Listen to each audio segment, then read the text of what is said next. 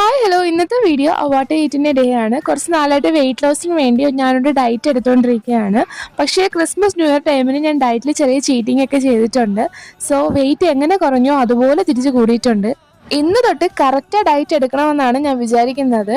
അപ്പോൾ രാവിലെ ഞാൻ അഫ്രഷ് കുടിച്ചു. എൻ്റെ ചായ കുടിയുമൊക്കെ മാറ്റിയിട്ട് രാവിലെ എംപ്റ്റി സ്റ്റൊമക്കിൽ ഞാൻ ചൂട് അഫ്രഷ് കുടിക്കും. ഗ്രീൻ ടീ പോലത്തെ ഒരു സാധനമാണ് വിത്തൗട്ട് ഷുഗർ.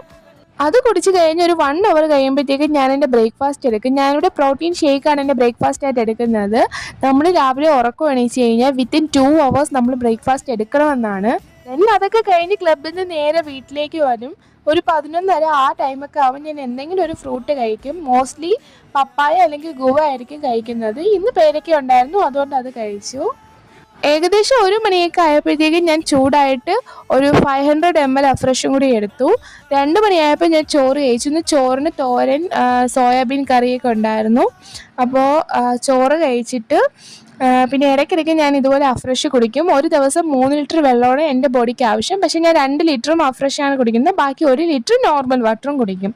പിന്നെ ഒരു 5 മണി ആയപ്പോഴത്തേക്കും ഇതുപോലെ കുക്കുംബറും പപ്പായയും കട്ട് ചെയ്ത് കഴിച്ചിട്ടുണ്ടായിരുന്നു. എപ്പോഴും ഇതുപോലെ ഫുഡ് കഴിക്കുമ്പോൾ ഭയങ്കര റിലാക്സ് ആയിട്ട് പതുക്കെ സ്ലോലി കഴിക്കണം. വെപ്രാളപ്പെട്ട് കഴിക്കുകയേ ചെയ്യരുത്.